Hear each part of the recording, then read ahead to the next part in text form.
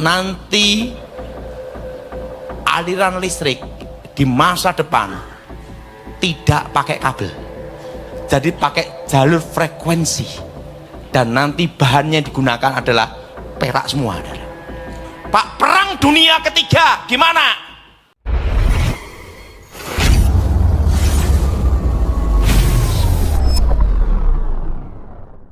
Hari ini saya memberitahu pada saudara hal yang sangat penting. Suatu kali saya dipanggil ahli ekonomi, profesor, setelah itu ahli investasi, ahli keuangan. Mereka bicara pada saya, ngomong kumpul gini, kenapa Pak Daud kami undang? Tahu enggak Pak Daud? Semua banyak ahli ekonomi, konglomerat, semua agama, sekarang barometernya adalah TikTok Daud Tony katanya. Kenapa? Apapun kata Pak Daud, selama zaman corona sampai sekarang, satu pun tidak ada yang meleset. Tahun demi tahun, dari Wakil Presiden Gibran, tahun 2021. Dan waktu itu Pak Daud pernah ngomong, bahwa tepat tahun 2025, emas akan tembus 2 juta. Masih ingat? Dan semua, apapun kata Pak Daud di YouTube itu semua, terjadi semua. Dari sekarang, para ekonomi menunggu Daud Tony bicara apa katanya. Waduh, saya ngomong gitu, saya dipanggil dan Buddha tahu ada seorang ibu Buddha, dia itu senang sekali lihat TikTok saya, apapun kata di TikTok itu didengarin semua saudara. Dia itu modal 600 juta main surat berharga, tahu enggak saudara, modal 600 juta untung 30 miliar saudara. Dan dia ngomong anaknya juga untung 1 juta US dollar. Waktu itu saya ditelepon, Pak Daud diminta datang. Saya diminta datang, ketemu Pak Daud, ini komisi 2%. Dikasih. Saya ngomong puji Tuhan, dikasih apa? Batangan perak. Nah, hari ini saya memberitahu kepada saudara apa yang akan terjadi tahun demi tahun sampai 2035 untuk mempersiapkan, ikuti saya semua, permulaan dari kesusahan. Apa saudara? Permulaan dari apa? Kesusahan. Mari kita buka Alkitab kita saat ini di dalam kitab Wahyu pasal yang ke-6. Kitab Wahyu pasal berapa saudara? Nah, ayat 5 sampai dengan ke-6. Kitab Wahyu pasal yang ke-6 ayat 5 sampai dengan ke-6. Saudara yang genap, saya yang ganjil. Dan ketika anak domba itu membuka meterai yang ketiga, aku mendengar makhluk yang ketiga berkata, mari. Dan aku melihat sesungguhnya ada seekor kuda hitam, dan orang yang menungganginya memegang sebuah timbangan di tangannya. Ayat 6 saudara baca.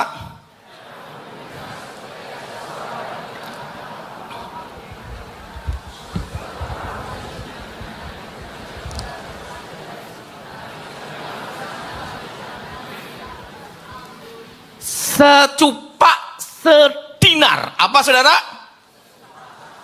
Nah, dinar itu apa? Emas dan perak, logam. Ngomong sama sebelahnya, logam. Waktu saya sekolah Alkitab, banyak yang menafsirkan pada waktu hari kesusahan besar, dikatakan nanti akan barter, kerbau dengan padi, sapi dengan kambing, semua serba barter. Masih ingat?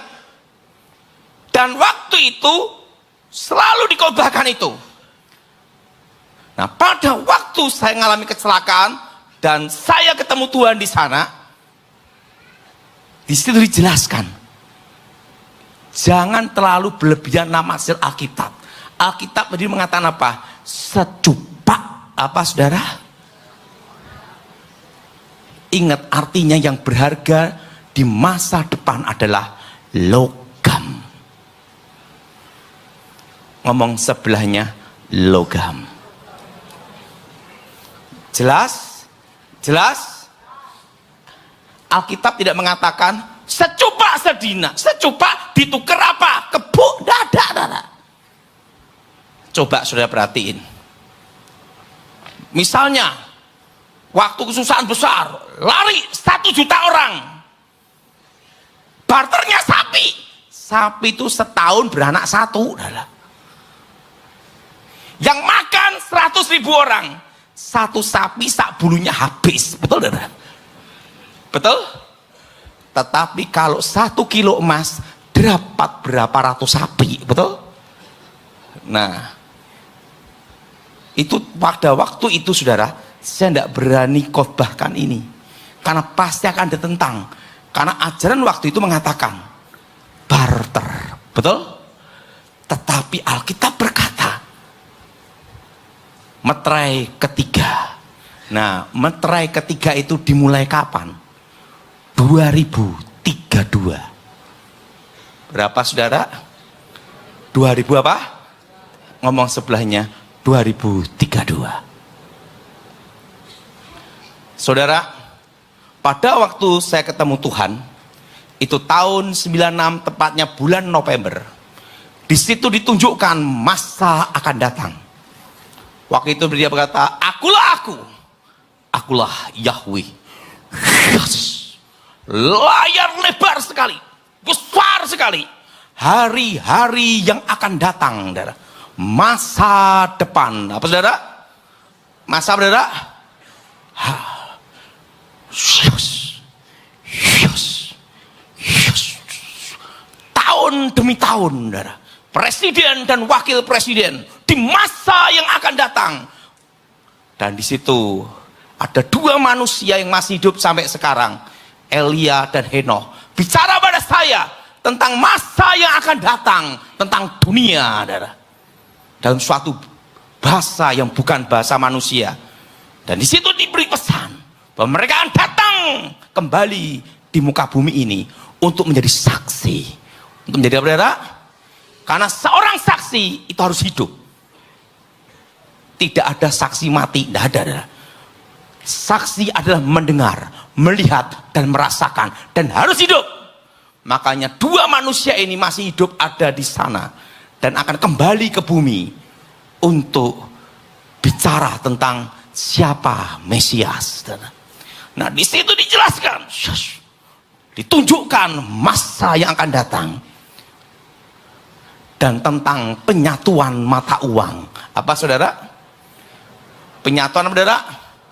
Penyatuan. Dan waktu itu begitu saya mendapat penglihatan itu, saya hidup kembali. Saya bicara sama kawan saya supaya ini ditulis di buku. Wah, namanya Letkol Muladi, pensiunan. Itu ditulis. Wah, tulis, saya ngomong ditulis dan diketik. Presiden di masa depan tahun 2004 SBY. Tahun 96, saudara. Wakil presiden tahun 2024, seorang anak muda, wajahnya seperti ini. Tulis semua, saudara. Sampai 2035. Udah capek-capek nulis 3 bulan, saudara. Kalau zaman dulu kan ngetik, saudara. Waktu itu dibikinlah 2 buku. Buku yang pertama judulnya Dunia Roh. Apa saudara? Dunia Roh. Pak Gilbert bersedia untuk tanda tangan rekomendasi diterbitkan. Itu tahun 99. Nah, buku yang kedua itu membuka rahasia masa depan, saudara. Bukunya segini, saudara. Diberikan ke Gilbert. Waktu itu kan kita cari uang susah, saudara. Jadi buku itu yang ditulis diketik itu, saudara, tidak diperbanyak. Hanya asli 1, salinan 1, saudara. Yang asli dikasihkan Pak Gilbert. Pak Gilbert kelihatannya gini, ditinggal, hilang, saudara. Nah, fotokopinya yang di saya hilang juga. Nah, seorang konglomerat ahli ekonomi ngomong saya, itu tugasnya Gilbert lumayan dong cari buku itu. Karena apa? Itu buku penting untuk tahu siapa presiden di masa depan, katanya. Dan yang kedua, pergerakan saham. Kalau kita orang bisnis harus tahu namanya ekonomi, adalah. Pak Gilbert baru bingung, tak taruh di mana buku itu, adalah. Nah, di tahun itu yang saya ingat waktu di surga itu seperti ini, adalah. Tentang penyatuan mata uang. Apa, saudara? Nah, di situ saya ngeliat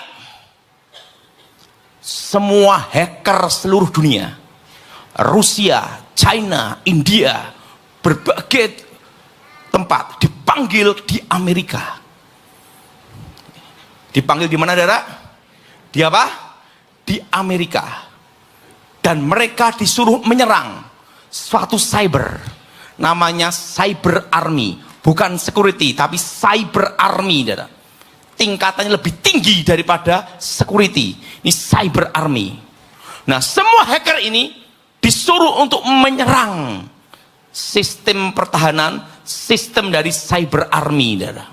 Setelah berbagai serangan-serangan ini, dan AI mempelajari semua cara hacker bekerja, cara hacker-hacker bertahan, menyerang, bertahan, dipelajari. Yang mempelajari apa? Hacker. Apa, saudara? AI. Apa, saudara? Dan AI ini mempelajari semua sistem cara hacker seluruh dunia. Nah, setelah itu AI ini menjadi AI hacker. Jadi di atasnya AI, yang mengendalikan AI. Dan lambangnya itu seperti ini, segitiga, seret, seret, seret, A, I, G, dan ada mata manusia di tengah. Artinya apa? Pikir sendiri. Hurufnya itu segitiga. Dan apa yang terjadi? Di situ saya melihat. Nah, makanya buku itu tidak diterbitkan. Kenapa? Dikira halusinasi, saudara. Ini orang gila yang ngomong gitu, saudara. Karena zaman itu yang punya HP jarang. Dan HP zaman dulu, saudara, untuk ngelempar mangga jatuh, betul? Yang punya telepon juga jarang. Nah, ini bicara tentang suatu teknologi yang di luar kemampuan manusia, saudara. Di zaman itu, saudara. Makanya tidak sama Gilbert, tidak diterbitin, saudara. Nah, di situ saya ngelihat. Yes. Nah, ini nanti saya ngelihat, saudara. Ada suatu alat seperti ini, saudara. Seret. Nanti lain waktu akan saya gambar alatnya itu. Sampai sekarang saya tidak bisa lupa. Itu yang alat yang akan digunakan mengendalikan dunia, adalah seret gitu, adalah runcing, saudara. Nah, di situ ada yang namanya itu, saudara, warnanya itu biru keunguan kehitam-hitaman. Itulah kuantum, saudara.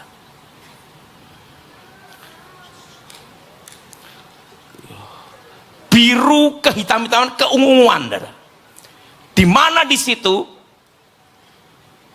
elektron, neutron, proton tidak ada, karena energi menjadi materi, dan di situ ada tulisan titik beku absolut hidrogen helium minus 273 minus, dan itu ada di ruang bawah tanah, di ruang bawah tanah, dan di situ saya lihat alatnya gini, kayak cangkang gitu, untuk menstabilkan medan magnet itu, yaitu apa? Logam tanah jarang. Makanya sekarang banyak yang nyari logam tanah jarang, ini, untuk menstabilkan medan apa? Magnet. Dan di situ saya ngelihat palladium dan perak. Nanti lain waktu saya gambarkan. Dan alat itu sebesar apa? 1 hektar. Dan pembangkitnya itu dari plutonium, pengayaan dari uranium. Dan itu, saudara, palladium itu untuk menstabilkan medan magnetnya itu, saudara, dan mengalihkan partikel kuantum. Nah, saya lihat alat itu. Apa maksudnya, Tuhan? Ditunjukkan. Yes. Dan itu nanti yang mengendalikan itu 4 negara yang buat alat itu. Pertama adalah Israel, dan itu di ruang bawah tanah. Kedua Amerika, ketiga Rusia, dan yang keempat pasti tahu, matahari ciptaan Tuhan di luar itu main Cina. Main apa? 4 ini dah. 4 negara itu. 4 negara itu. Nanti lawannya bukan hacker manusia, tapi hacker AI adalah kemampuan semua AI seluruh dunia yang sudah dipelajari dan dikuasai. Bagaimana hacker manusia melawan. Hacker manusia perlu ke toilet. Hacker manusia perlu ngopi. Hacker manusia perlu tidur. Betul? Ini non-stop. Jebret. Dan nanti di masa depan, untuk menghancurkan satu negara, dihancurkan dulu sistem perbankannya. Dengan apa? AI hacker. Apa saudara? Iya apa? Nah, itu nanti langsung sistem digitalnya dihack, hancur semua. Mau lapor siapa? Kenapa? Ya, hackernya bukan manusia, tapi apa saudara? AI. Dan alat itu diaktifkan 2032. Jelas? Jelas? Dan setelah itu baru dihancurkan sistem digital pembangkit listriknya. Tetapi yang bisa dihancurkan listriknya adalah yang sistemnya pembangkitnya nuklir. Indonesia bagaimana Pak Daud? Aman. Tepuk tangan untuk Indonesia. Karena sekarang baru ribut.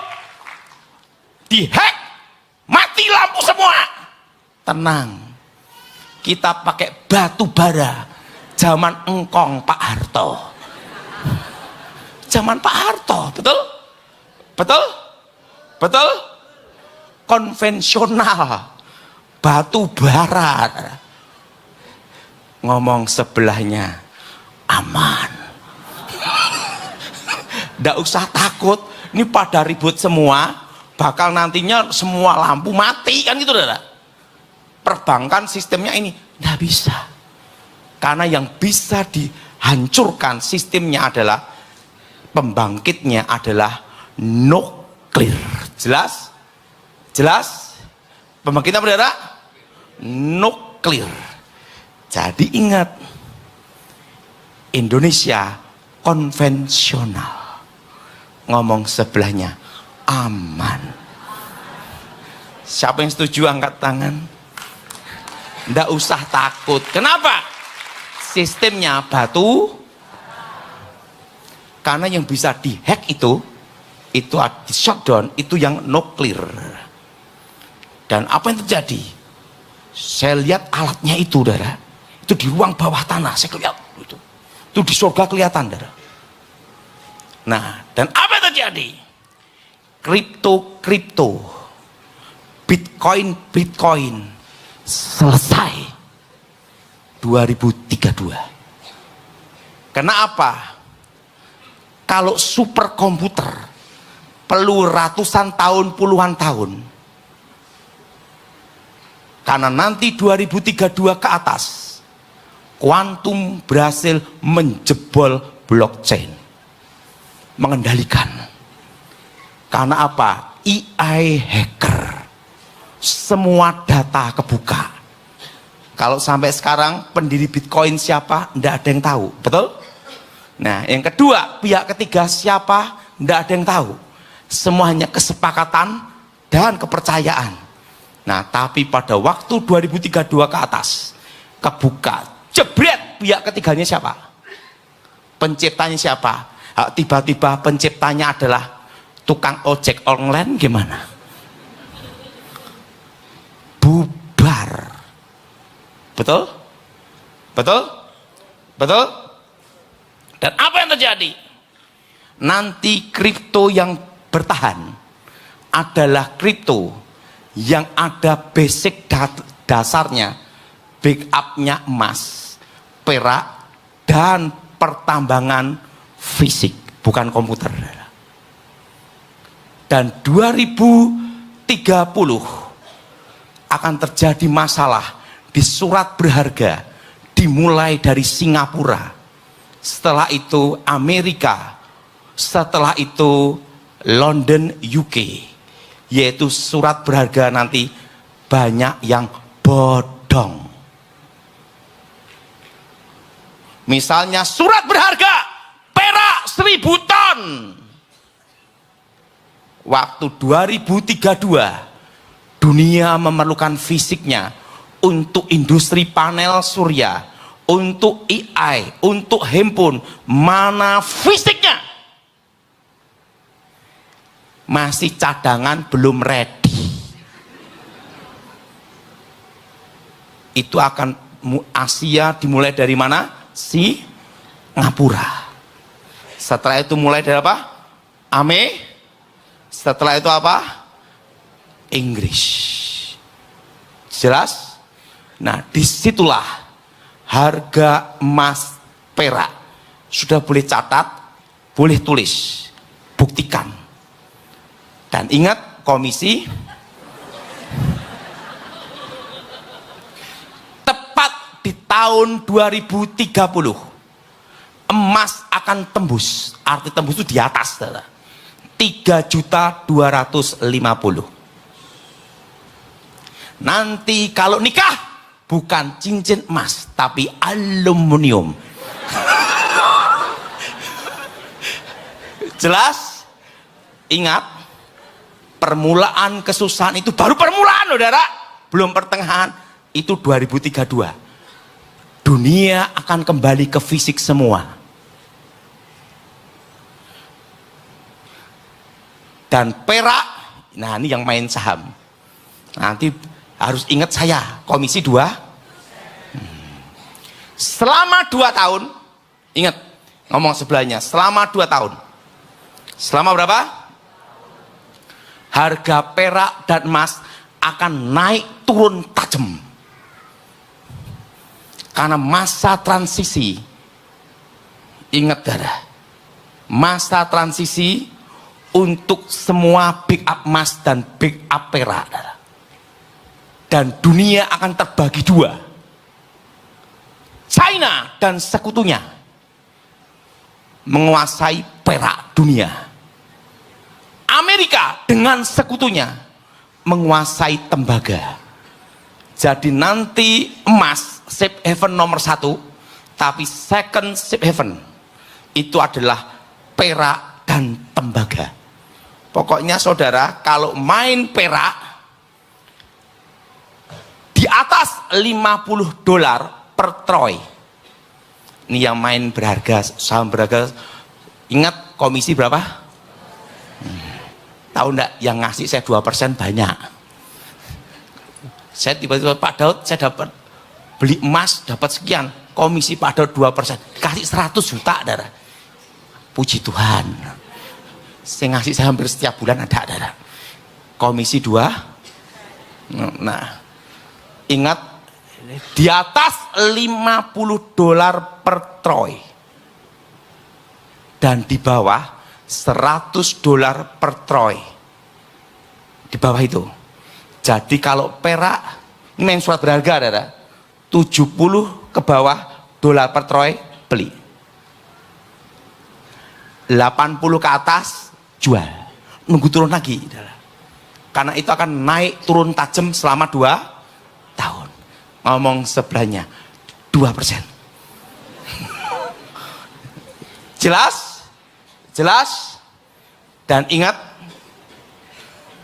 nanti ingat, jangan megang emas digital, pegang emas perak fisik. Karena nanti 2032 waktu komputer kuantum itu diaktifkan, begitu dihack, selesai. Mau lapor ke sopo? Karena yang jadi hacker adalah AI. Jelas? Jelas? Dan ingat, dunia akan kembali kemana? Emas, perak. Masih ingat enggak? 4 tahun yang lalu saya khotbah di tempat ini, memberitahu nanti di tahun 2035 akan terbit undang-undang pembatasan hak kepemilikan tanah. Nanti tiba-tiba sertifikat hak GB, hak GU di masa depan tepat 2035 akan dipersulit. Bahkan tiba-tiba diambil alih atau dipersulit, diperpanjang. Maka semuanya harus sertifikat hak milik. Karena undang-undang itu akan terbit di 2035. Sekarang sudah jadi kepres. Betul? Betul? Yang masih ingat itu angkat tangan. Itu saya bicara 4 tahun yang lalu. Betul? Betul? Sekarang apa? Tanah telantar. Jelas? Itu nanti undang-undang akan terbit tahun berapa? 2035. Dan 4 tahun yang lalu saya bicara, ingat, Cina menguasai ekonomi Indonesia tepat di tahun 2035. Sekarang sudah dimulai. Dan waktu itu yang bisnis kuliner Chinese food, saya suruh supaya makanan Nusantara. Kenapa? Aslinya datang.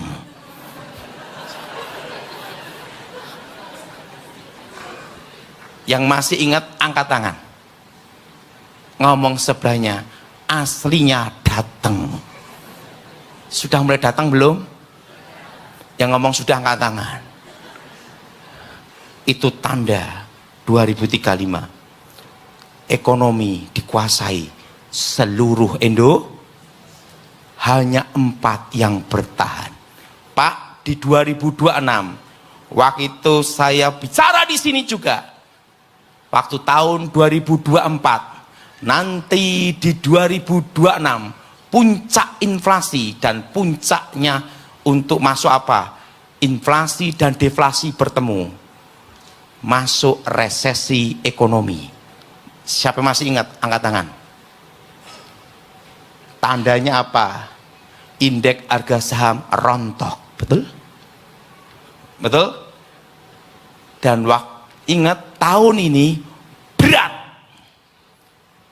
Tetapi ingat, di Alkitab katakan, secupak sedinar minyak dan anggur tidak boleh dirusak. Artinya apa? Minyak bicara urapan Tuhan. Anggur bicara tentang darah Yesus. Yesus bicara pada saya waktu itu. Waktu permulaan keputusan besar. Umat Tuhan dipelihara. Minyak dan anggur. Siapa yang setuju angkat tangan, saudara? Dan ingat, nanti di 2035 emas akan tembus 5 juta per gramnya. Arti tembus itu di atas. Itu penglihatan di masa depan. Karena di masa depan nanti semua akan kembali uangnya Tuhan. Emas dan ingat, Yesus dijual dengan berapa keping apa? Perak. Betul? Kenapa perak itu akan naik? Zaman waktu dulu hanya untuk transaksi. Zaman sekarang sudah beda. Untuk industri, panel surya, setelah itu handphone, setelah itu mobil listrik, setelah itu AI, semua memerlukan perak. Dunia perlu perak. Itu nanti dimulai tahun 2032. Nanti perak di masa depan, di 2035 tepat, itu akan tembus 625 US dollar per troy.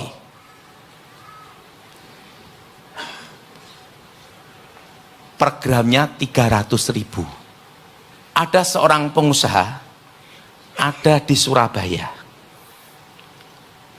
Di 2024 habis pilpres, Saya bicara pada dia. Saya mendapat penglihatan tahun 96. Perak akan naik berlipat mulai tahun 2025. Waktu itu perak 17.000 per gram. Betul? Betul? Dan 10 tahun tidak pernah naik. Waktu itu saya beritahu, kalau kamu percaya, ikut saya. Dia siapkan uang untuk beli perak 1 ton. 17 miliar. 1 ton. Pergi ke pabrik emas namanya UBS. UBS itu ya. Wis bahasanya susah aku. Waktu itu ownernya namanya Pak Yohanes. Waktu itu perak ditaruh di lantai-lantai karena hanya untuk campuran. Waktu itu saya bicara sama Pak Yohanes, owner dari UBS. Boleh tanya, ada saksi hidup adalah Pak Yohanes. Saat ini segera cari, buatkan izin untuk bikin batangan perak. Ada izinnya itu. Segera, saya bilang gitu. Loh, ada apa Pak Daud? Nanti akan naik berlipat-lipat mulai tahun 2025. Jadi yang minta nyuruh supaya bikin surat izin bikin batangan perak itu saya. Nggak percaya, orang yang masih hidup tanya sendiri. Nah, teman saya udah nyiapin 17 miliar. Lihat perak-perak di lantai.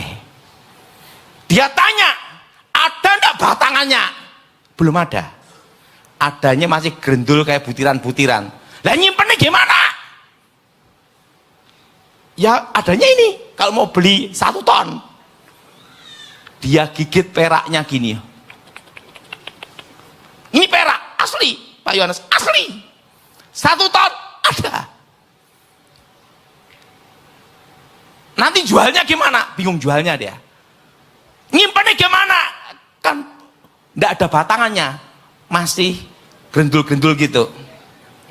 Ya nanti dipikir, saya bilang, dia ragu. Enggak jadi beli.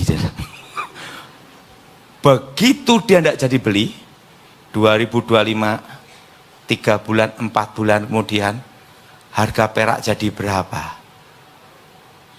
Naik 50.000, 80.000, naik turunan tidak? Langsung dia gini, lemes, 1 ton hilang.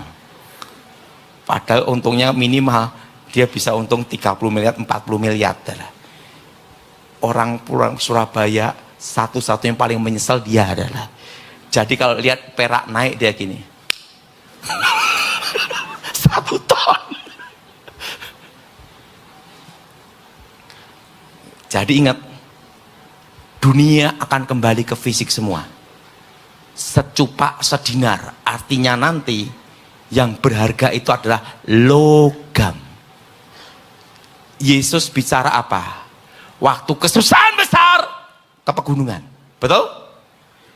Di pegunungan itu bukan hanya ada kebun, sapi, sama tanaman. Intinya, selain kebun, sapi, tanaman, di dalam tanah itu apa? Mineral, uranium, emas, perak. Dan ingat, di tahun 2035 ke atas, harga batu mulia, blue sapphire, ruby, emerald hancur semua.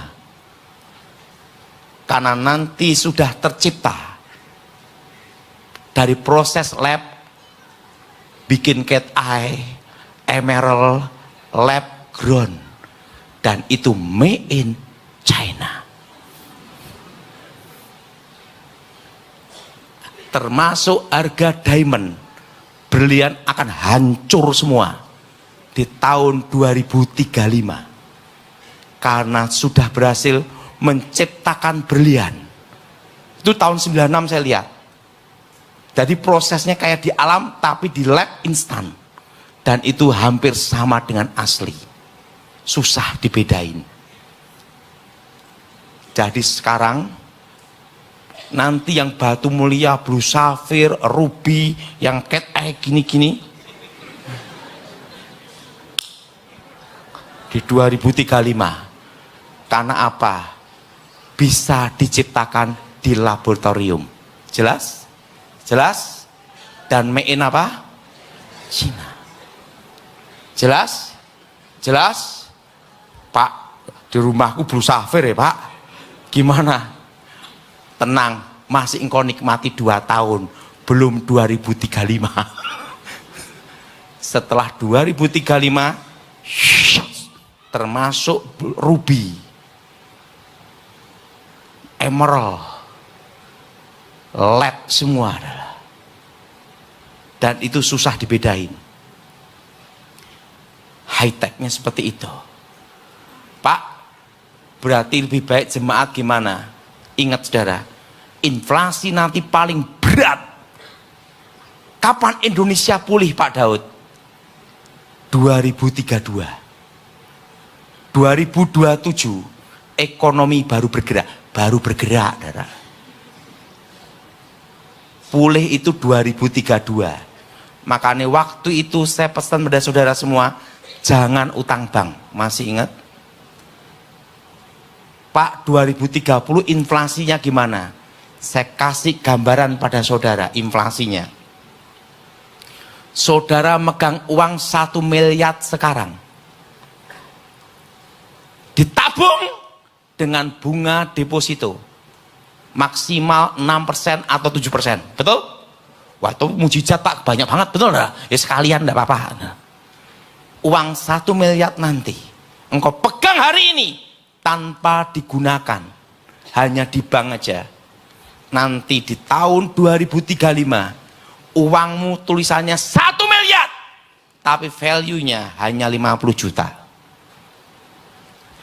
Pikir sendiri. Jadi saudara pegang rupiah hanya untuk transaksi, oke. Ada sisa lebih, ini pesan sebelum 2032. Belikan barang dagangan yang ada. Kalau lebih belikan investasi perak dan emas. Pak, kalau punya uang emas, pas-pasan perak, kurang dari pas-pasan tembaga.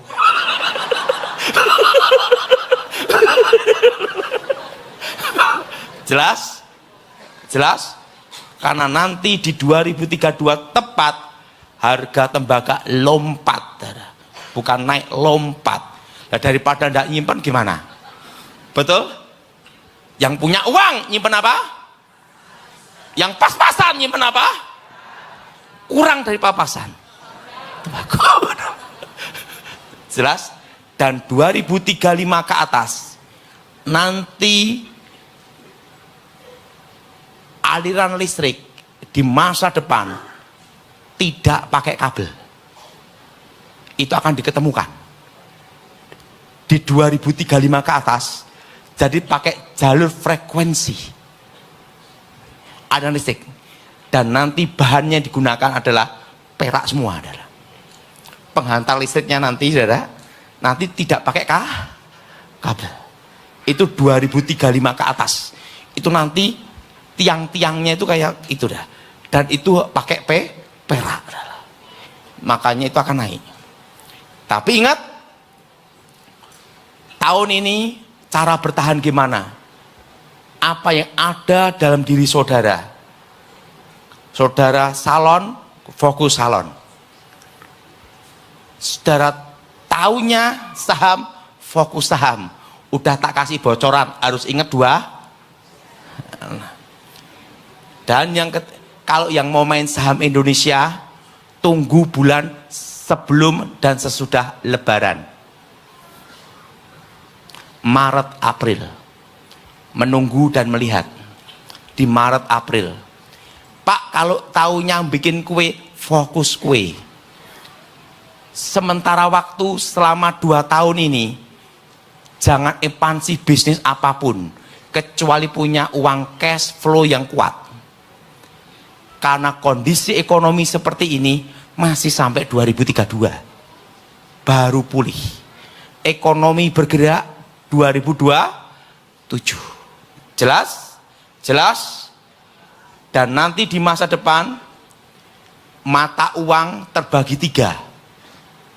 internasional itu adalah logam mulia, emas dan perak, koin. Kedua, uang kertas, uang kartal. Uang apa, saudara? Kertas. Itu untuk negara atau kerjasama antar negara. Tapi untuk internasional logamnya itu. Dan ketiga, digital. Jadi yang disebut penyatuan mata uang di kitab Wahyu itu adalah uang digital.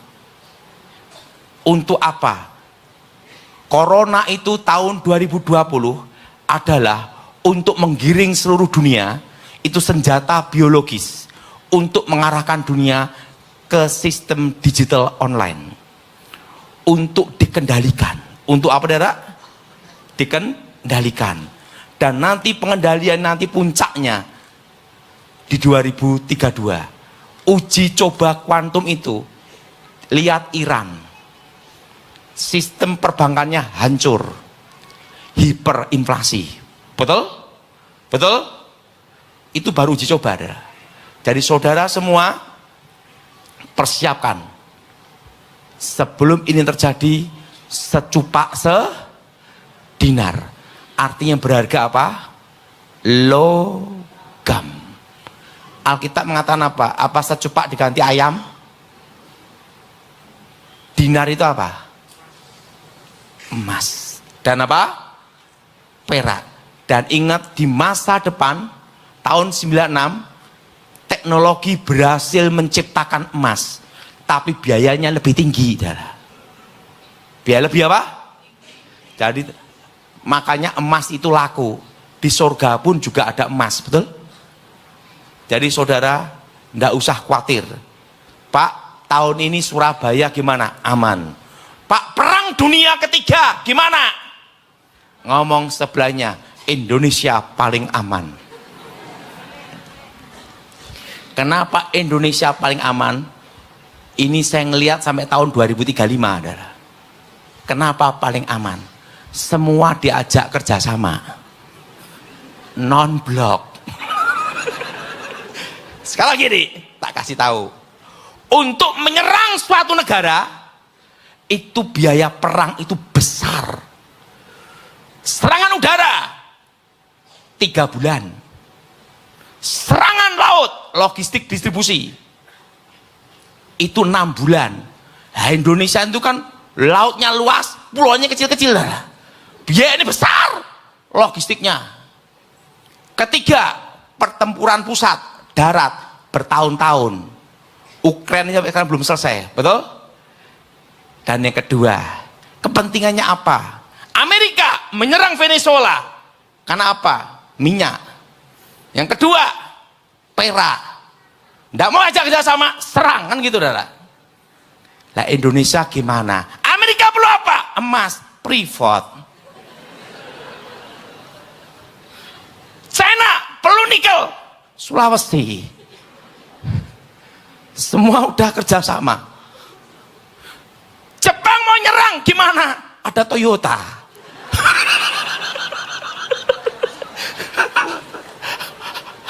Ada Toyota, ada Honda.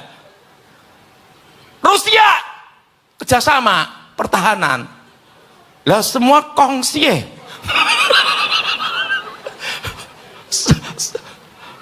Cina mau nyerang Amerika, awas, emasku di sana. Jepang mau nyerang, ngomong, Cina ngomong, awas, apa, nikelku di sana. Semua pada kongsi.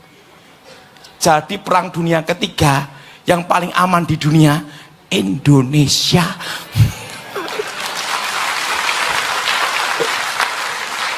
Semua jadi tidak usah panik, tidak usah takut. Ingat, bisnis paling bagus seluruh dunia itu di Indonesia. Kenapa di Indonesia? Tak kasih tahu supaya saudara punya pikiran. Saudara, di Australia, di Amerika, restoran ada kecoa satu, tuntut, tutup. Indonesia tikus lewat.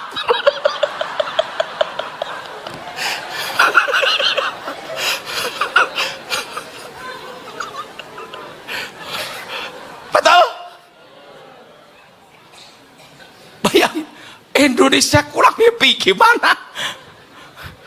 Saudara boleh buka restoran di Australia, coba ada satu kecoa lewat, ditutup itu, dituntut kenapa kebersihan macam-macam. Nah Indonesia bayangin, kucing lewat, tikus lewat, lalu lewat, tambah bumbu.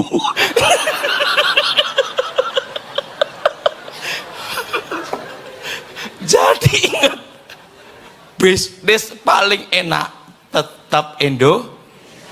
Siapa yang setuju angkat tangan?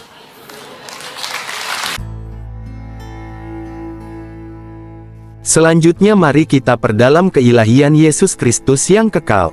Ada banyak bukti yang mengungkapkan bahwa Yesus memiliki keilahian, yaitu 1. Yesus menyatakan dirinya sebagai Tuhan dalam Perjanjian Lama. 2. Yesus menyatakan sebagai Mesias. 3. Yesus menerima penyembahan. 4. Otoritas perkataan-perkataan Yesus. 5. Yesus memerintahkan berdoa dalam namanya. Mari kita ulas lebih lengkap. 1. Yesus menyatakan diri sebagai Tuhan. Dalam Perjanjian Lama, Tuhan menyatakan namanya kepada umatnya. Dalam bahasa Indonesia ditulis sebagai Tuhan kata, Tuhan, dengan huruf besar semua. Misal dalam Keluaran 6 ayat 2-3. Selanjutnya berfirmanlah Allah kepada Musa, Akulah Tuhan. Aku telah menampakkan diri kepada Abraham, Ishak dan Yakub sebagai Allah yang Maha Kuasa, tetapi dengan namaku Tuhan aku belum menyatakan diri. Orang Yahudi menganggap nama Tuhan begitu suci, sehingga mereka tidak berani mengucapkannya. Tuhan adalah pencemburu, yang tidak akan membagikan nama maupun kemuliaannya kepada yang lain. Yesaya menulis, Beginilah firman Tuhan, Raja dan Penebus Israel, Tuhan semesta alam, akulah yang terdahulu dan akulah yang terkemudian, tidak ada Allah selain daripadaku. Yesaya 44 ayat 6. Aku ini Tuhan, itulah namaku, aku tidak akan memberikan kemuliaanku kepada yang lain atau kemasyhuranku kepada patung. Yesaya 42 ayat 8. Aku tidak akan memberikan kemuliaanku kepada yang lain. Yesaya 48 ayat 11. Tuhan tidak akan membagikan nama, hormat dan kemuliaannya kepada yang lain. Yang menarik adalah perkataan-perkataan Yesus dan tindakan-tindakannya membuat orang Yahudi abad pertama mengambil batu menuduh Yesus menghujat menyamakan dirinya dengan Tuhan. Beberapa perkataan Yesus yang menarik dipelajari. 1. Yesus mengatakan, Akulah gembala yang baik, Yohanes 10 ayat 11. Sedangkan Perjanjian Lama mengatakan, Tuhan adalah gembalaku, Mazmur 23 ayat 1. 2. Yesus menyatakan dia adalah hakim atas segala bangsa, Yohanes 5 ayat 27, Matius 25 ayat 31. Perjanjian Lama mengatakan Tuhan adalah hakim segala bangsa, Yul 3 ayat 12. 3. Yesus mengatakan, Akulah terang dunia, Yohanes 8 ayat 12. Perjanjian Lama mengatakan, Tuhan akan menjadi penerang abadi bagimu, Yesaya 60 ayat 19. 4. Yesus berdoa kepada Bapa untuk berbagi kemuliaan kekalnya, oleh sebab itu, ya Bapa, permuliakanlah aku padamu sendiri dengan kemuliaan yang kumiliki di hadiratmu sebelum dunia ada, Yohanes 17 ayat 5. 5. Yesus mengatakan dia adalah yang pertama dan yang akhir, Wahyu 1 ayat 17, sama seperti Tuhan dalam Perjanjian Lama, Yesaya 44 ayat 6. Pernyataan keilahian Yesus sangat jelas di Yohanes 8 ayat 58. Aku berkata kepadamu, sesungguhnya sebelum Abraham jadi, aku telah ada, Yohanes 8 ayat 58. Orang Yahudi tanpa ragu-ragu mengerti maksud perkataan ini.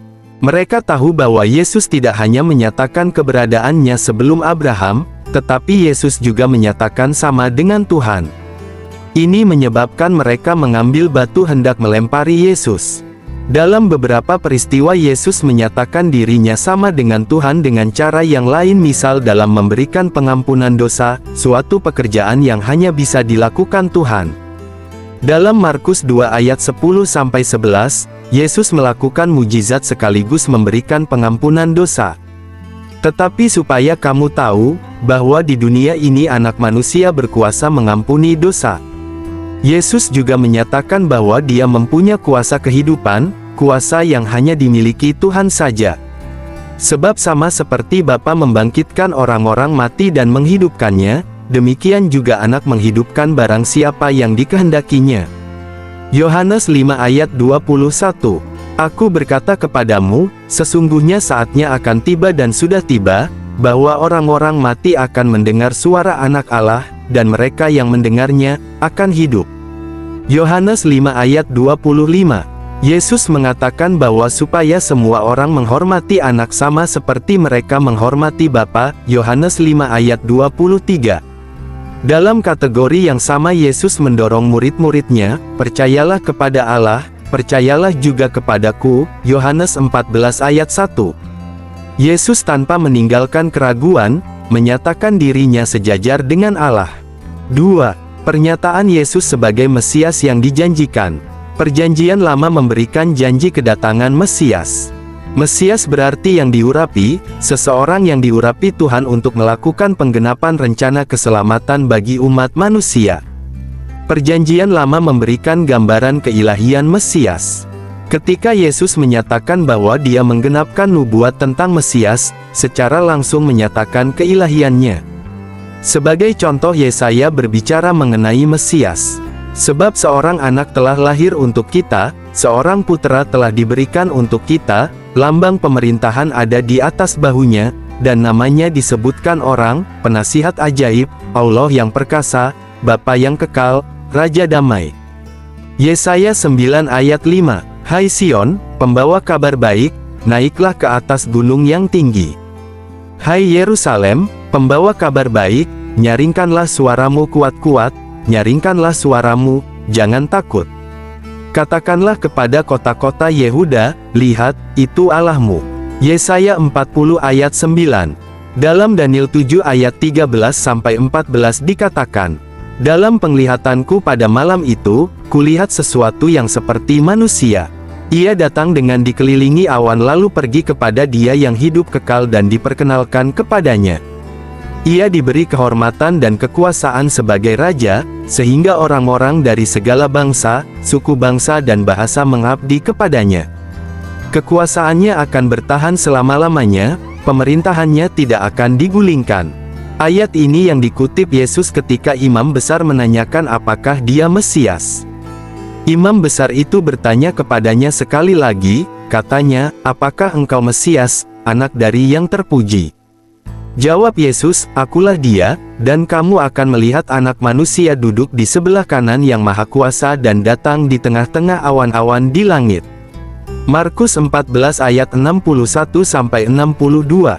Ketika Perjanjian Lama berbicara mengenai Mesias, Perjanjian Lama juga berbicara mengenai keilahiannya. Ketika Yesus menyatakan Dia adalah kegenapan Perjanjian Lama mengenai Mesias, Lukas 24 ayat 27,44, Matius 26 ayat 54, Yesus mengkaitkan dirinya sebagai Mesias yang menggenapkan apa yang telah tertulis di dalam Perjanjian Lama. Ini sekaligus menegaskan keilahiannya.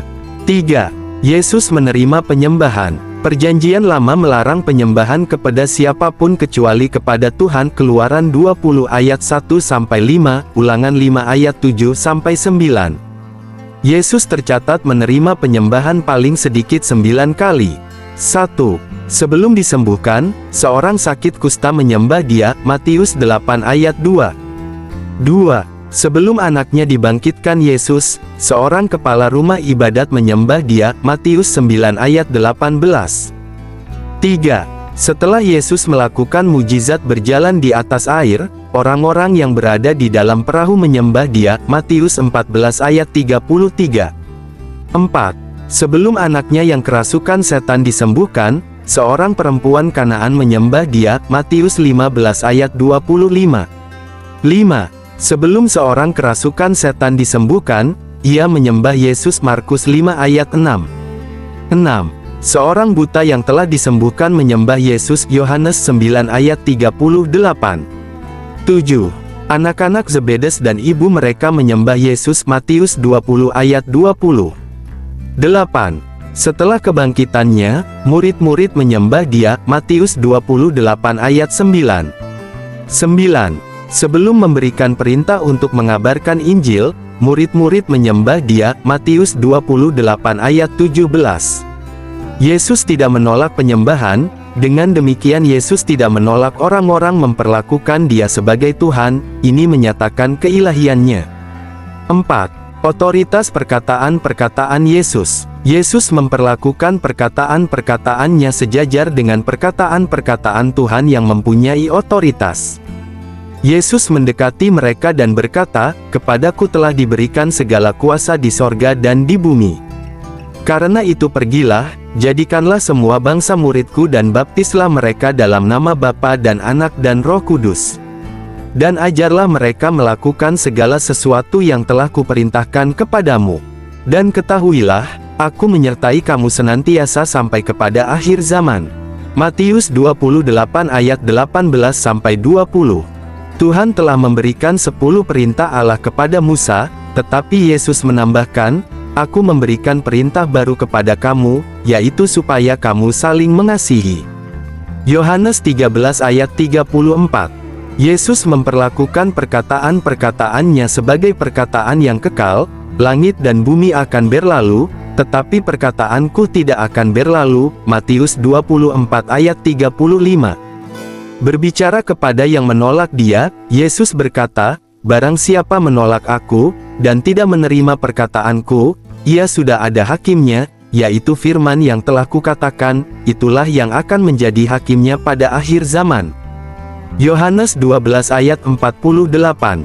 Yesus mengakui mempunyai segala kuasa di sorga dan di bumi. Yesus memperlakukan perkataannya sejajar dengan firman Tuhan, perkataannya kekal, perkataannya akan menjadikan hakim. Siapakah yang berani melakukan hal ini kecuali Tuhan sendiri? Jelas-jelas Yesus menyatakan dirinya sebagai Tuhan.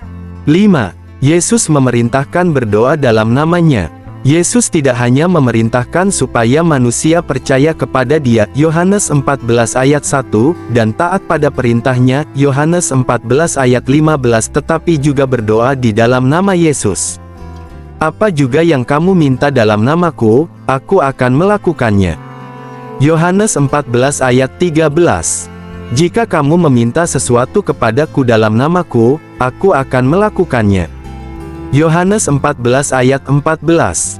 "Jikalau kamu tinggal di dalam Aku dan firman-Ku tinggal di dalam kamu, mintalah apa saja yang kamu kehendaki, dan kamu akan menerimanya." Yohanes 15 ayat 7. Yesus juga menegaskan, "Tidak ada seorang pun yang datang kepada Bapa, kalau tidak melalui Aku." Yohanes 14 ayat 6. Manusia manakah yang bisa dan berani menyatakan diri menjadi pengantara manusia dengan Tuhan? Hanya Yesus yang bisa dan berani menyatakan, karena Dia adalah Tuhan yang menjelma menjadi manusia. Selain itu, keilahian Yesus Kristus dibuktikan dalam beberapa hal. 1. Penggenapan nubuatan mengenai Mesias di Perjanjian Lama. 2. Ketidakberdosaan Yesus. 3. Mujizat-mujizat Yesus. 4. Kebangkitan Yesus dari kematian. 1. Penggenapan nubuat mengenai Mesias di Perjanjian Lama. Banyak sekali nubuat tentang Mesias Kristus dalam Perjanjian Lama. Berikut nubuat-nubuat yang secara jelas berbicara tentang kedatangan Mesias. 1. Mesias akan lahir dari seorang perempuan. Nubuat, Kejadian 3 ayat 15. Penggenapan Galatia 4 ayat 4. 2. Mesias akan dilahirkan dari seorang perawan. Nubuat Yesaya 7 ayat 14. Penggenapan Matius 1 ayat 18-25. 3. Mesias merupakan keturunan Abraham. Nubuat Kejadian 12 ayat 1-3, Kejadian 22 ayat 18. Penggenapan Matius 1 ayat 1, Galatia 3 ayat 16. 4. Mesias dari suku Yehuda. Nubuat Kejadian 49 ayat 10. Penggenapan Lukas 3 ayat 23,33, Ibrani 7 ayat 14. 5. Mesias merupakan keturunan Daud. Nubuat 2 Samuel 7 ayat 12. Penggenapan Matius 1 ayat 1,6. 6. Mesias akan lahir di Betlehem. Nubuat Mika 5 ayat 1-2. Penggenapan Matius 2 ayat 1, Lukas 2 ayat 4-7. 7. Mesias akan diurapi oleh Roh Kudus. Nubuat Yesaya 11 ayat 1-2. Penggenapan Matius 3 ayat 16,17. 8. Ada yang mempersiapkan jalan bagi Mesias. Nubuat Yesaya 40 ayat 3, Maleaki 3 ayat 1. Penggenapan Matius 3 ayat 1-3. 9. Mesias akan mengadakan mujizat-mujizat. Nubuat Yesaya 35 ayat 5,6. Penggenapan Matius 9 ayat 35. 10. Mesias akan ditolak oleh orang Yahudi.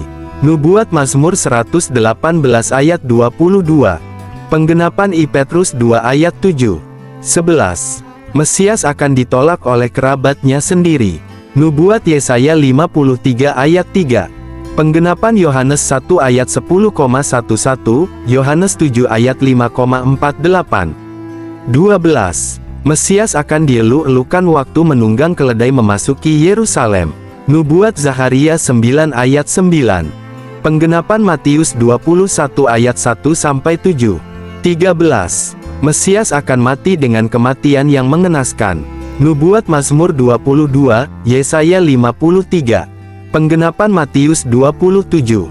Diam di hadapan penuduhnya. Nubuat Yesaya 53 ayat 7. Penggenapan Matius 27 ayat 12-14.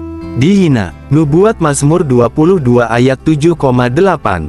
Penggenapan Matius 27 ayat 31. Dipaku tangan dan kakinya. Nubuat Mazmur 22 ayat 17. Penggenapan Lukas 23 ayat 33. Disalib di antara penjahat-penjahat. Nubuat Yesaya 53 ayat 12. Penggenapan Matius 27 ayat 38.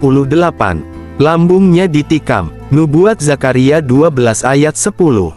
Penggenapan Yohanes 19 ayat 34. Tak ada tulang yang dipatahkan. Nubuat Keluaran 12 ayat 46. Penggenapan Yohanes 19 ayat 36. Jubahnya akan diundi. Nubuat Mazmur 22 ayat 18. Penggenapan Yohanes 19 ayat 23,24. Mesias menderita karena dosa kita. Nubuat Yesaya 53 ayat 5-6. Penggenapan 1 Petrus 2 ayat 24. 14. Mesias akan bangkit dari kematian. Nubuat Mazmur 16 ayat 10. Penggenapan Kisah Para Rasul 2 ayat 31, Markus 16 ayat 6. 15. Mesias akan duduk di sebelah kanan Allah Bapa. Nubuat Mazmur 110 ayat 1. Penggenapan Ibrani 1 ayat 3. Nubuat-nubuat ini ditulis ratusan tahun sebelum Yesus lahir ke dalam dunia. Tidak ada alasan bahwa nubuat-nubuat itu adalah tebakan yang sangat cerdas, atau merupakan tren kecenderungan sejarah, atau pikiran kreatif pembaca Alkitab. Bahkan para kritikus sendiri mengakui bahwa nubuat-nubuat tersebut selesai ditulis lengkap 400 tahun sebelum Yesus lahir. Nubuat-nubuat tersebut secara sempurna digenapkan oleh Yesus. Tuhan tidak pernah membuat kesalahan. Tuhan mengendalikan sejarah, dan jika Tuhan membuat nubuat lebih dari 400 tahun sebelumnya mengenai rencana keselamatan bagi manusia, maka tidak ada penggenapan yang terjadi secara kebetulan. Semua penggenapan yang dilakukan terjadi karena kedaulatannya atas sejarah umat manusia. Jika Yesus, yang menyatakan bahwa dia menggenapkan apa yang tertulis ratusan tahun sebelum kelahirannya, dan benar-benar Yesus menggenapinya, maka diambil kesimpulan bahwa Yesus adalah Mesias, Yesus adalah Tuhan. 2. Ketidakberdosaan Yesus. Semua orang berdosa, Tuhan dan kita mengetahui hal ini. Jika seseorang hidupnya sangat baik, sempurna, berusaha tidak berdosa sebisa mungkin, tidak membuktikan ia Tuhan. Tetapi kalau seseorang melakukan dua hal tersebut, yakni mengakui dirinya Tuhan kemudian menawarkan hidupnya yang tanpa dosa sebagai bukti, kita harus serius memperhatikannya. Saat Pilatus mengadili Yesus, Pilatus menyimpulkan, "Aku tidak mendapati kesalahan apapun pada orang ini." Lukas 23 ayat 4. Kepala pasukan yang melihat penyaliban Yesus mengatakan, sungguh, orang ini adalah orang benar. Lukas 23 ayat 47. Penjahat yang disalib bersama Yesus mengatakan, orang ini tidak berbuat sesuatu yang salah. Lukas 23 ayat 41. Kesaksian yang paling penting terhadap karakter seseorang adalah dari orang terdekat. Petrus, murid yang paling dekat dengan Yesus, mengatakan bahwa Kristus tidak berbuat dosa, dan tipu tidak ada dalam mulutnya. 1 Petrus 2 ayat 22. Yohanes berkata, Kristus adalah benar. 1 Yohanes 3 ayat 7. Rasul Paulus mengatakan dia tidak mengenal dosa. 2 Korintus 5 ayat 21. Penulis kitab Ibrani berkata, ia telah dicobai, hanya tidak berbuat dosa. Ibrani 4 ayat 15. Yesus sendiri memberikan tantangan kepada lawan-lawannya, siapakah di antaramu yang membuktikan bahwa aku berbuat dosa? Yohanes 8 ayat 46. Yesus menyatakan dirinya Tuhan dan membuktikannya dengan kehidupannya yang tanpa dosa, memberikan kesimpulan bahwa Yesus benar-benar Tuhan. 3. Mujizat-mujizat Yesus. Hidup Yesus penuh mujizat sejak awal dia berada di bumi. Dia lahir dari seorang perawan. Matius 1 ayat 18,20-21. Yesus mengubah air menjadi anggur. Yohanes 2 ayat 1-11 berjalan di atas air. Matius 14 ayat 25 melipat gandakan roti. Yohanes 6 ayat 11 memelekkan mata orang buta. Yohanes 9 ayat 7 membuat orang lumpuh bisa berjalan. Markus 2 ayat 1-12 mengusir setan. Markus 5 ayat 1-20 menyembuhkan berbagai penyakit. Matius 9 ayat 35 dan beberapa kali membangkitkan orang dari kematian. Matius 9 ayat 23-26, Lukas 7 ayat 11-17, Yohanes 11 ayat 38-44. Ketika murid-murid Yohanes Pembaptis menanyakan kepadanya apakah dia Mesias, Yesus menjawab mujizatnya sebagai bukti bahwa dia Mesias. Pergilah dan katakanlah kepada Yohanes apa yang kamu dengar dan kamu lihat, orang buta melihat, orang lumpuh berjalan, orang kusta menjadi tahir, orang tuli mendengar, orang mati dibangkitkan dan kepada orang miskin diberitakan kabar baik. Matius 11 ayat 4,5. Mujizat-mujizat seperti ini merupakan tanda adanya persetujuan Tuhan kepada orang yang melakukan mujizat. Mujizat-mujizat ini merupakan penggenapan dari apa yang ditulis Yesaya 700 tahun sebelum Yesus lahir ke bumi. Pada waktu itu mata orang-orang buta akan dicelikkan, dan telinga orang-orang tuli akan dibuka. Pada waktu itu orang lumpuh akan melompat seperti rusa, dan mulut orang bisu akan bersorak-sorai. Yesaya 35 ayat 5,6. Adalah seorang Farisi yang bernama Nikodemus, seorang pemimpin agama Yahudi. Ia datang pada waktu malam kepada Yesus dan berkata, Rabi, kami tahu bahwa engkau datang sebagai guru yang diutus Allah, sebab tidak ada seorang pun yang dapat mengadakan tanda-tanda yang engkau adakan itu, jika Allah tidak menyertainya. Yohanes 3 ayat 1-2.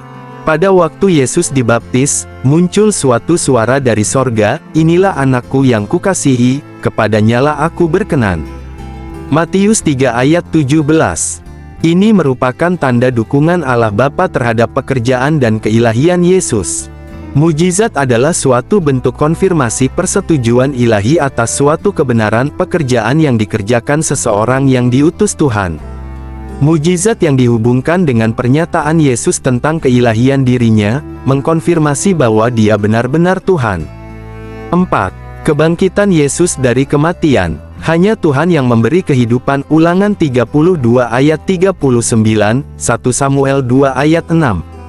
Di sini kebangkitan Yesus dari kematian merupakan bukti adanya persetujuan dari Tuhan terhadap siapa yang diutusnya.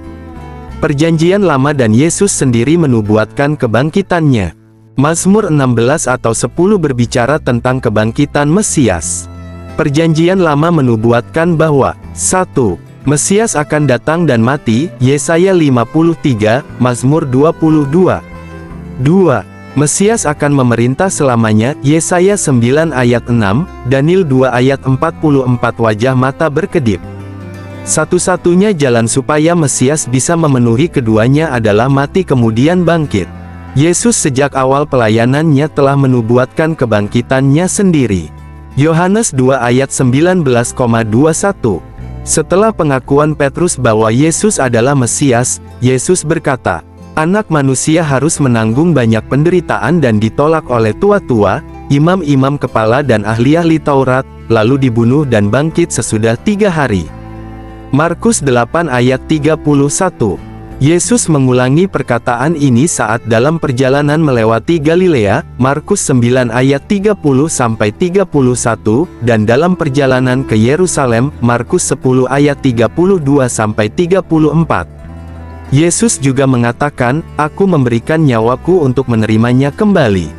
Tidak seorang pun mengambilnya daripadaku, melainkan aku memberikannya menurut kehendakku sendiri. Aku berkuasa memberikannya dan berkuasa mengambilnya kembali." Yohanes 10 ayat 18. Kematian dan kebangkitan Yesus. 1. Kehilangan besar darah menyebabkan Yesus mati. Dia mempunyai 5 luka dan berada di atas kayu salib mulai jam 9 pagi, Markus 15 ayat 25, hingga jam 3 sore, Markus 15 ayat 42. 2. Yesus menyerahkan nyawanya, Yohanes 19 ayat 30. 3. Ketika lambungnya ditusuk tombak keluar darah dan air, Yohanes 19 ayat 34. Secara medis membuktikan bahwa Yesus sudah mati. 4. Tentara Roma yang berpengalaman dalam menangani kematian menyatakan Yesus mati, Yohanes 19 ayat 33. 5. Pilatus memastikan bahwa Yesus mati sebelum diserahkan mayatnya ke Yusuf dari Arimatea. Markus 15 ayat 42-47. 6. Mayat Yesus dikapani dengan kain lenan dan dibubuhi dengan rempah-rempah menurut adat orang Yahudi bila menguburkan mayat. Yohanes 19 ayat 40. 7. Hari Minggu kubur Yesus kosong, Yesus telah bangkit, Matius 28, Markus 16, Lukas 24, Yohanes 20,21. 8. Penampakan Yesus setelah kebangkitan. Kepada Maria Magdalena, Markus 16 ayat 9, Yohanes 20 ayat 11-14. Kepada perempuan sekembalinya dari kubur, Matius 28 ayat 9,10. Kepada Petrus, Lukas 24 ayat 34, 1 Korintus 15 ayat 5. Kepada murid-murid di Emmaus, Lukas 24 ayat 13-32. Kepada rasul-rasul kecuali Thomas, Lukas 24 ayat 36-43, Yohanes 20 ayat 19-24. Kepada rasul-rasul, Thomas hadir, Yohanes 20 ayat 26-29. Kepada 7 orang di Danau Tiberias, Yohanes 21 ayat 1-23. Kepada lebih dari 500 orang percaya di Bukit Galilea, 1 Korintus 15 ayat 6. Kepada Yakobus, 1 Korintus 15 ayat 7. Kepada murid-murid, Matius 28 ayat 16-20. Saat kenaikan Yesus ke surga, Kisah Para Rasul 1 ayat 3-12. Kepada Stefanus, Kisah Para Rasul 7 ayat 55. Kepada Paulus, Kisah Para Rasul 9 ayat 3-6, 1 Korintus 15 ayat 8. Kepada Paulus saat di Bait Allah, Kisah Para Rasul 22 ayat 17-21, 23 ayat 11. Kepada Yohanes di Pulau Patmos, Wahyu 1 ayat 9-20. Kebangkitan Yesus secara tubuh fisik dibuktikan bahwa setelah kebangkitannya, Yesus dilihat lebih dari 500 orang, 1 Korintus 15 ayat 6. Yesus menyatakan mempunyai daging dan tulang, Lukas 24 ayat 39. Yesus makan ikan, Lukas 24 ayat 42,43. Bagi yang meragukan kebangkitannya secara fisik, Yesus menantang, "Taruhlah jarimu di sini dan lihatlah tanganku, ulurkanlah tanganmu dan cucukkan ke dalam lambungku dan jangan engkau tidak percaya lagi, melainkan percayalah." Yohanes 20 ayat 27. Yesus menyatakan dirinya Tuhan. Yesus bangkit dari kematian, ini menggenapi apa yang Dia dan Perjanjian Lama katakan. Yesus benar-benar Tuhan.